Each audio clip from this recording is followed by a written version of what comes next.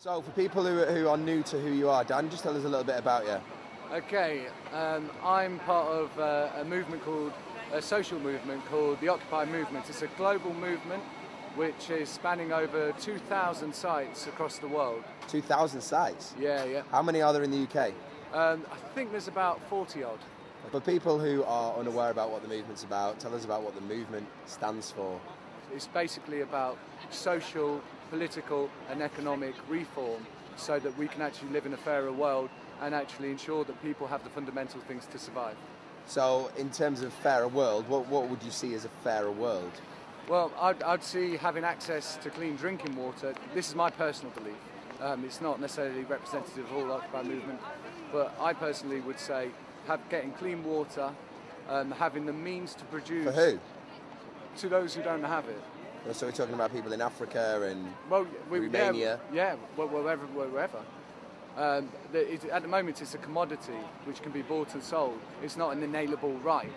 So you're protesting against basically trying to get a fairer world, but against... It's not just a protest, it's about trying to build and cultivate a way in which we can address these issues. The answers are unclear.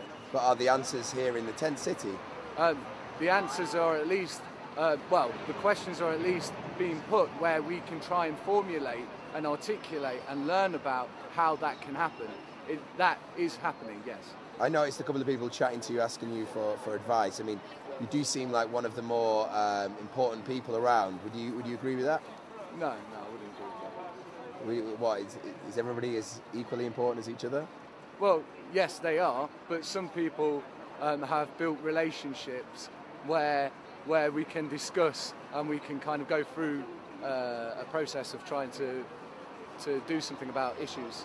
But some people are yet to form those relationships, but they're equally as important. And because if we don't do that, then we're not going to progress as a movement. Daniel, now there's an important court case coming up. Why don't you tell the viewers a little bit about who's suing who? Right.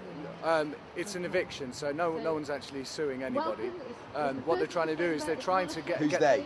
The City Corporation of London are trying to get the permission from the judge for them to forcibly remove the camp and camps thereof. So all the ones across the UK?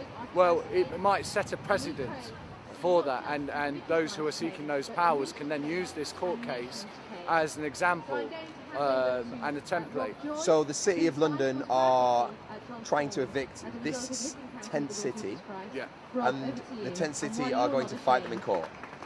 Yes, yeah, because there are going to be three different bodies kind of defending themselves. We can each kind of go at a different angle. Who are the three bodies? One is a lovely chap called George. He's standing as a litigant person as well.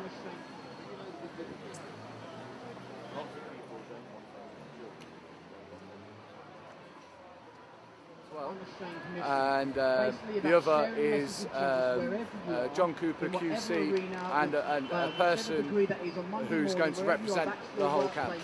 And me. And you. You have to represent yourself.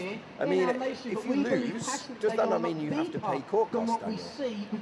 Yes. It's about a prayerless nation. Yes, it does. So we're here today just to say to people we love you, we care about our community, we care about the city of London, we care about the nation of Great Britain. Could be between a region of 30,000 to 100,000 pounds. How on earth are you going to afford that? I don't know. What does your fiancée think about that? And so we're just she going to around, is we're going to communicate as best we upset, can this message to people. but she understands what I'm doing. Does she understand, Dan? Yes. We're not here to bully anybody. We're not I mean, here to how much time are you spending with her currently with this sort of, with this life you're now leading? One evening a week. And do you think we speak on the phone as well? I mean, some people would say that life is very important and you're working very hard to fight for others, but I mean, sometimes you should maybe look a little bit closer to home about keeping people happy. Absolutely, absolutely. I do agree with that. But do you not think you should do more? I can explain what I believe. I'm doing what I can to the best of my capacity. And I mean, as I say, following you around the camp today, it's easy to see that people rely on you here a little bit, and that's fantastic. But there are other people that rely on you outside of the tent city. Sure. But I'm saying, what are you doing for God? Are you living by God's word?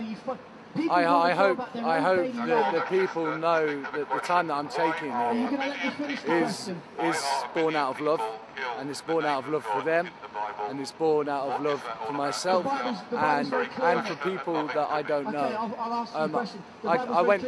We had an alternative Remembrance Day on Remembrance Day where we read out the names of dead civilians from the Afghanistan, and they started to read out the names of children and the ages that they've been killed, and it's very sad. What's that got to do with the court case that you're about to embark on? I fully understand that the children dying in Afghanistan is a travesty. Because our government sanctions that killing. Yeah, but what's that got to do with you putting your financial security for the rest of your life in doubt by fighting an eviction? Because there is what's that got to do with children in Afghanistan? At this moment in time, there is no financial security, there is no guarantee of work. And the truth is that there are bigger issues that have been going on for hundreds and hundreds and hundreds of years, and practices that we are implicit in. And I want to use my life as a way in which I can try and effect a positive change, and that's why I'm here, and I've always tried to live that. And this is a manifestation, and more to the point of what I've been learning about for the last few years, and it's actually manifested itself in public life.